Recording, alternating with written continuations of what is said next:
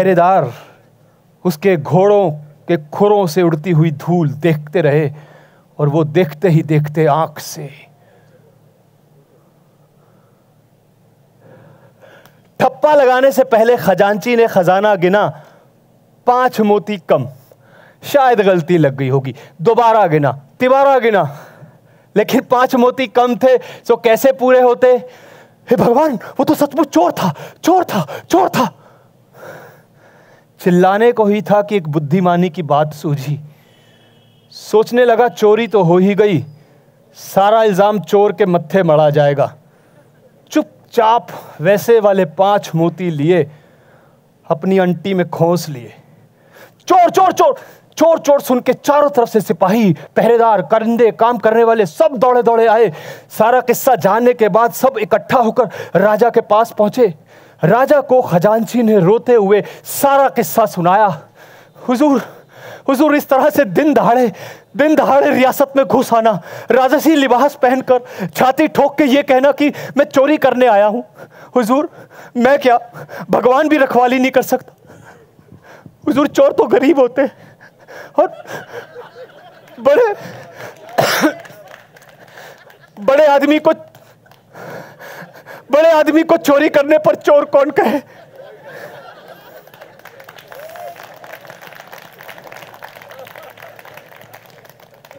This dialogue is not for those people who escaped London.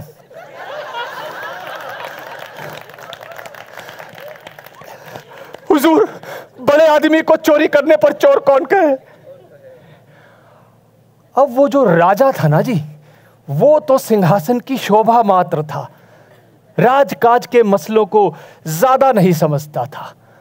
उल्लू की तरह सबकी बात चुपचाप सुनता रहता, लेकिन उससे जवाब देते कोई बनता नहीं था।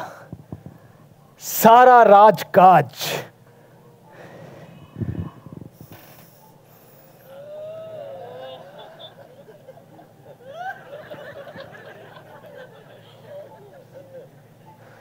रानी संभालती थी। सारा किस्सा सुनने के बाद बोली,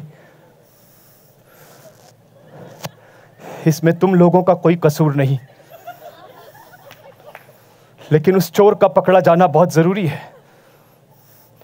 वो तो चोर की मेहरबानी थी कि समूचा खजाना सामने होने पर भी सिर्फ 10 मोती चोरी करके ले गया। सारा खजाना ले जाता तो भी उसे रोकने वाला कौन था? जाओ, वो जहां कहीं भी हो उसे पकड़कर मेरे सामने लाओ, चाहे वो 7वें पाताल में ही क्यों ना छुपा हुआ हो। ये रियासत की इज्जत का सवाल है, जाओ। रानी का आदेश मिलते ही चारों तरफ सिपाही दौड़ाए गए। घोड़े की पहचान रखने वाले पागी, उनके खुरों की पहचान रखने वाले एक्सपर्ट सीधा उस चोर की हवेली में जा पहुंचे। वो आराम से अपनी मेड़ी में सोया हुआ था। शोर सुन के बाहर निकल आया। पहरेदारों ने उसे देखते ही पहचान लिया कि ये तो कल वाला चोर है, और बिना डरे बाहर निकल आया। अरे भले लोगों, इतनी जहमत उठाने की क्या जरूरत थी? हाँ, मैंने तो पहले ही कहा था मैं चोर हूं, चोरी करने आया हूं। इतनी तकलीफ क्यों की? साथ चलने को कहने पर अपने घोड़े पर सवार हुआ और उनके साथ चुपचाप चल दिया। ऐसा चोर तो ना देखा और ना सुना। किले में पहुंचते ही शोर मच गया, और चोर पकड़ो गया, और चोर पकड़ो गया, चोर पकड़ो गया, चोर पकड़ो गया। रानी के आदेश से दरबार लगा। ऐसे नामी और निराले चोर को देखने के लिए दरबार खचाखच भर गया। तिल धरने की जगह नहीं थी। सबसे आखिर में राजा आया और चुपचाप रानी की बगल में बैठ गया।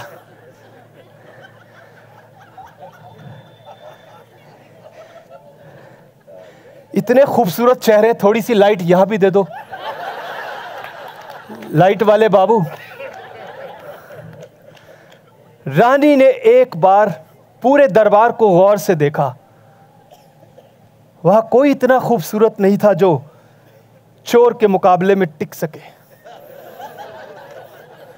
रानी उसे देखते ही बोली, सच बता, तू कौन है? तेरे सारे गुनाह माफ कर दिए जाएंगे। अरे कितनी बार कहूं, मैं चोर हूं, चोर हूं, मैं चोर।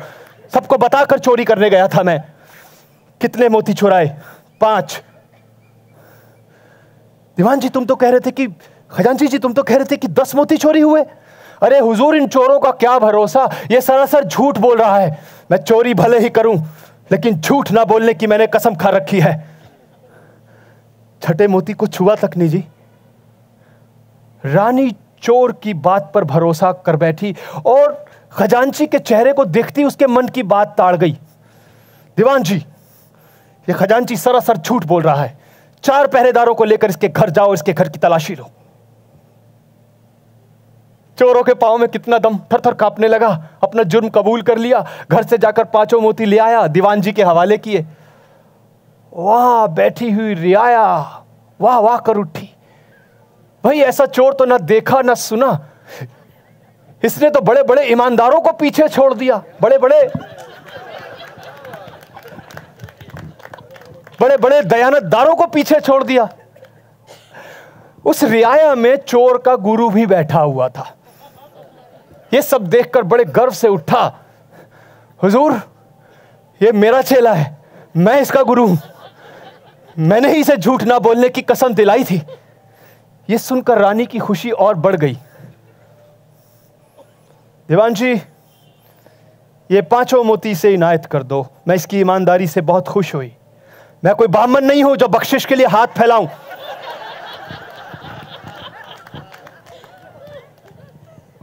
किसी को सपने में इल्म नहीं था कि भरे दरबार में रानी की बख्शिश को कबूल करने से इस तरह मना कर देगा। रानी को गुस्सा आने पर शेर भी उससे आंख नहीं मिला सकता था। रानी को भी बहुत गुस्सा आया, लेकिन किसी तरह अपने आप को संभाल लिया। मैं जानती थी कि इस उल्टी खोपड़ी की जबान से यही बात निकलेगी। दीवान जी, ये 10 मोती इसके गुरु को दे दो। भाई आखिर उन्होंने ही तो इसे झूठ ना बोलने की कसम दिलाई थी। क्यों? इसमें से 5 मोती तो मेरी कमाई के हैं, किसे दूं किसे ना दूं ये मेरी मर्जी। चंडाल की जबान बहुत बढ़ गई है? सरेआम रियासत के खजाने से चोरी करके ले गया और बेशर्म कहता है कि मेरी कमाई के हैं। अरे दीवान जी, क्यों ना गुस्सा हो रहे हैं आप? अरे हम सब लोग इस दुनिया में खाली मुट्ठी आते हैं, खाली मुट्ठी ही चले जाते हैं। जिसका बजानी क्या,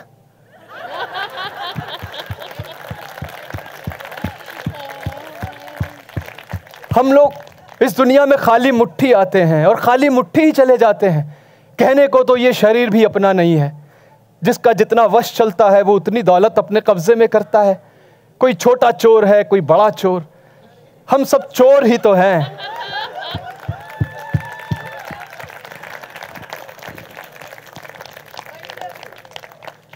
वहां बैठी हुई रियाया तो हैरान रह गई और रानी का दिल गदगद होने लगा।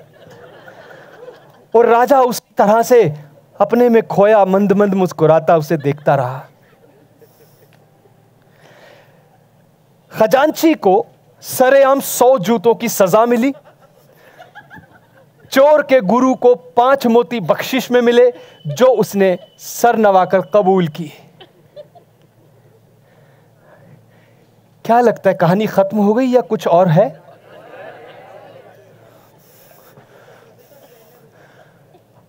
अंधेरे तहखाने में जंजीरों से बंधा चोर गहरी सोच में डूबा हुआ था। यहां तो सूरज के रहते भी निपट अंधेरा है। धीरे धीरे अंधेरा और गहरा हो गया, ऐसा स्याह अंधेरा जो आज तक ना किसी ने देखा और ना किसी ने सुना। सहसा उसकी आंखों के सामने उसके गांव वाले पीपल के पेड़ के पत्ते झिलमिलाने लगे। पूनम का चांद सिर पर चढ़ाया था। टिप टिप करती गाढ़ी चांदनी, साए साए करती हवा, छम छम छम छम छम छम छम छम पत्तों पर नाचती चांदनी। इस दृश्य के बदले अगर सारी दुनिया की दौलत भी मिल जाए तो किस काम की। आज उसे पहली बार इस दृश्य के बारे में सोचना पड़ा। यह दृश्य कितना अगम और अगोचर था, अदृश्य था। आंखों के सामने होते हुए भी ना होना, दिखते हुए भी ना दिखना। आज इस अंधेरे में उस दृश्य का महत्व उसे ठीक से समझ में आया कि तभी दरवाजा चरमराने की आवाज हुई, हल्की सी रोशनी हुई, एक लड़की हाथ में दिया लिए उसके पास आई।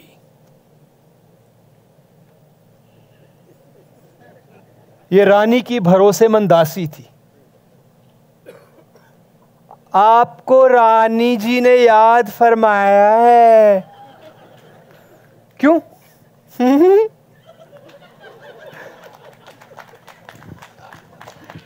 चोरी के मोतियों का फैसला जो करना है। उसके बाद उसने चोर की जंजीरों को खोल दिया। चोर उस दासी के साथ साथ चल दिया। दासी के पीछे पीछे वो चोर रानी के रंग महल में पहुंचा। चारों कोनों में चलते सोने के दिए, श्रृंगार से सजी रानी, इत्र की भीनी भीनी खुशबू, चांदी की चौकी पर सोने का थाल और उसमें 32 कटोरियों में सजे पकवान। रानी चोर को देखते ही बोली, आज तुम्हारी बातें सुन के इतनी खुशी हुई कि बता नहीं सकती। तुम्हारे जैसे सच्चे आदमी को सजा देना सबसे बड़ा जुर्म होगा, लेकिन देखो आज के बाद मेरी किसी बात को टालना मत। तुम्हारे जैसा सच्चा साथी मिल जाए, मेरा मतलब सच्चा दीवान मिल जाए तो जीने का मजा आ जाए। मेरा मतलब राज करने का मजा आ जाए। आपसे एक बात पूछूं, अगर आपको बुरा ना लगे तो, इतने सच्चे हृदय वाले राजा के होते हुए आप इस राजकाज के कीचड़ में फंसती क्यों हैं? मैं तो उनकी मुस्कान देखते ही समझ गया था कि ऐसा निर्मल मन दुनिया के किसी राजा का नहीं हो सकता। वो तो इंसान नहीं, देवता है। सच में आप बहुत किस्मत वाली हैं जो आप ऐसे राजा की रानी हैं। अरे ये थाल, आधी रात हो गई और हुजूर ने अभी तक खाना नहीं खाया। ये थाल तो आपके लिए सजा है। मेरे लिए? पर मैंने तो सोने के थाल में खाना न खाने की कसम ले रखी है। एक अदने से चोर की इतनी आओ भगत, आप ऐसे ही 2 टुकड़े तहखाने में भिजवा देती तो मैं उसे खा लेता, मैं उसे ऐसे ही खा लेता। मैं हीरे की कीमत तो जौहरी ही जानता है। मैंने तो तुम्हारे लिए और भी बहुत कुछ किया है। विश्वास ना हो तो दासी से पूछ लो। मैंने तो तुम्हारे लिए यहां तक किया है कि देव 11 झूलने के दिन ठाकुर जी के साथ तुम्हारी भी झांकी निकालूंगी। हाथी पर सोने के हौदे पर बिठाकर तुम्हें गली गली घुमाऊंगी। ये सुनकर चोर को हंसी आ गई। रानी चुप हो गई। आपको मेरी बात पर विश्वास ना हो तो आप गुरु जी से पूछ लीजिएगा। मैंने तो हाथी पर भी सोने के उस पे ना बैठने की भी कसम ले रखी है। पता नहीं उस दिन क्या सोचकर इन सब बातों से तलाक ली और आज यही सब सामने आई और मैं एक मामूली सा चोर आपके मुंह पर मना कर रहा हूं। मुझे माफ कर दीजिए। आपने मेरी सच्चाई की इतनी कद्र की। मैं तो जिंदगी भर आपका एहसानमंद रहूंगा।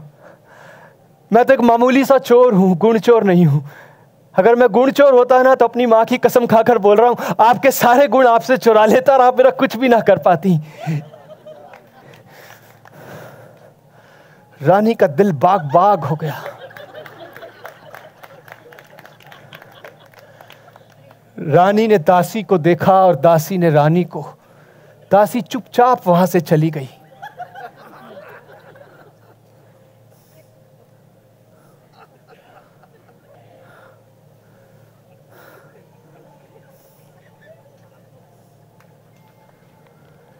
चोर तो सोते हुओं के सपनों का पता लगा लेते हैं और तुम इतने अबूझ की जबान से कहने पर भी मेरे दिल की बात नहीं समझे। तुम्हें कुछ इल्म भी है ये सब मैंने किस लिए किया है?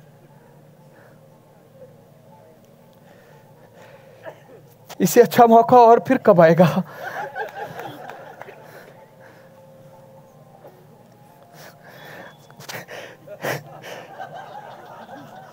इस सेज को अब और मत तड़पाओ। ये कब से हमारा इंतजार कर रही है। बात खत्म होने से पहले ही उसने चोर का हाथ पकड़ लिया। उसे लगा जैसे जैसे उसकी कलाई पर कोई नागिन लिपट गई हो। हंसने से आप नाराज होंगी, इसलिए होठों पर आई हंसी को रोक रहा हूं, लेकिन सच तो बताना पड़ेगा। मैंने इस जन्म में कभी भी रानी की खाट पर ना चढ़ने की भी कसम ले रखी है। बेवकूफ, रानियों के खाट नहीं सोने के पलंग होते हैं। पर मतलब तो एक ही है ना जी। अब इस पत्थर को कैसे समझाए? ये इंसान होकर भी पत्थर हो गया। अगर सचमुच का पत्थर होता तो भी समझ जाता। अब क्या करे? उसके कलेजे में गोया तीर पार हो गया था।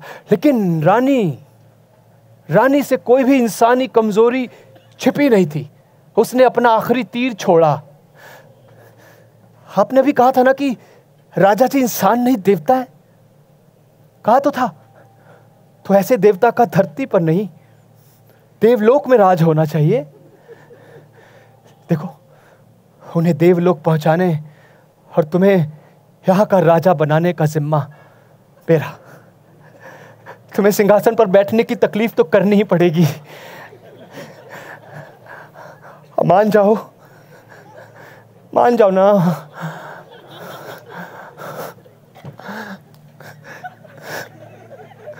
मुझे और मत जलाओ।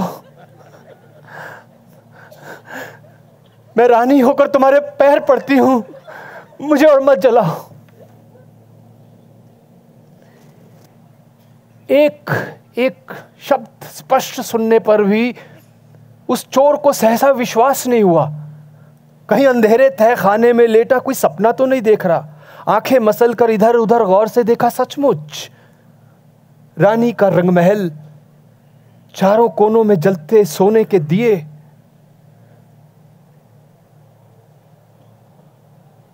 चांदी की चौकी पर सोने का थाल और उसके पांव से लिपटी रानी।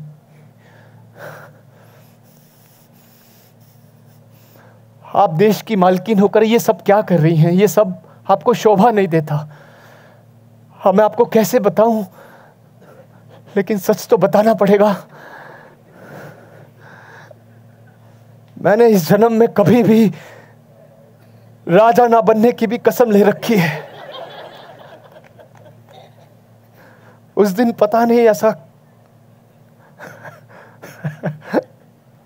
पता नहीं क्या सब। रानी बहुत रोई, सिसकी। आखिर उसने अपने आप को संभाल लिया। मैंने तो लाख जतन किए, लेकिन ना आपकी किस्मत बदल पाई ना अपनी।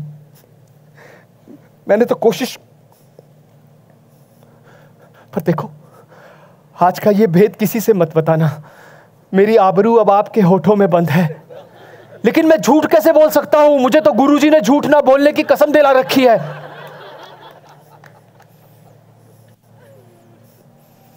रानी तमाकर पलंग से उठ खड़ी हुई। अगर भेद खुल गया तो उसके मुंह पर कालिख पुत जाएगी। सिंहासन को आंच लगे ऐसी सांच भला कौन सहे। चोर चोर चोर चोर चोर चोर चोर। अब सिपाही और पहरेदार तो इसी मौके की तलाश में रहते हैं, और आवाज भी रंगमहल से, खुद रानी के मुंह से, चारों तरफ से नंगी तलवारें लिए दौड़ते आए।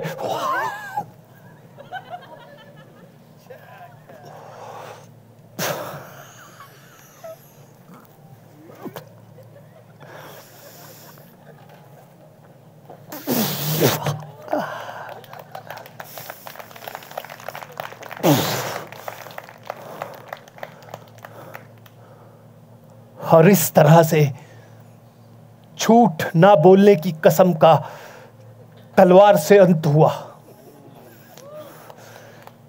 सत्ता की ताकत के आगे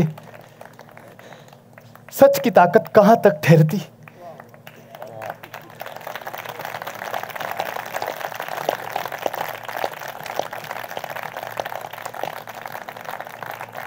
उन लोगों ने रानी की आंखों के सामने उस सत्यवादी चोर के टुकड़े टुकड़े कर डाले। उसे सच या झूठ कुछ भी कहने का मौका ही नहीं दिया।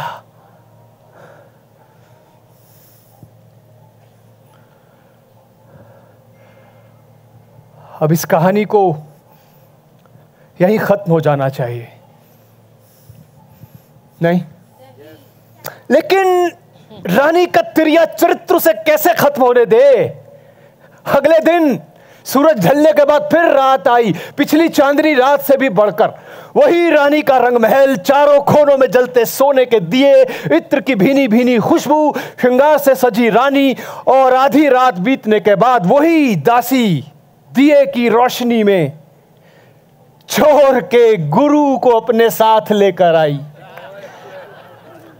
अब उस गुरु के लिए तो कसम वसम का झंझट था नहीं, जैसा रानी ने कहा उसने वैसा ही किया। और उस अनमोल रात के बीतने के बाद फिर सुबह आई, और एक दिन शुभ मुहूर्त की मंगल बेला में राजा के हाथों से उस भेषधारी महात्मा का राजगुरु के लिए तिलक किया गया। और सत्ता के बाजे गाजे और नगाड़ों के साथ इस कहानी को यही खत्म हो जाना चाहिए, क्योंकि एक अदने से चोर के खून में लथपथ ये कहानी अच्छी नहीं लगती यार। अरे बजाओ रे।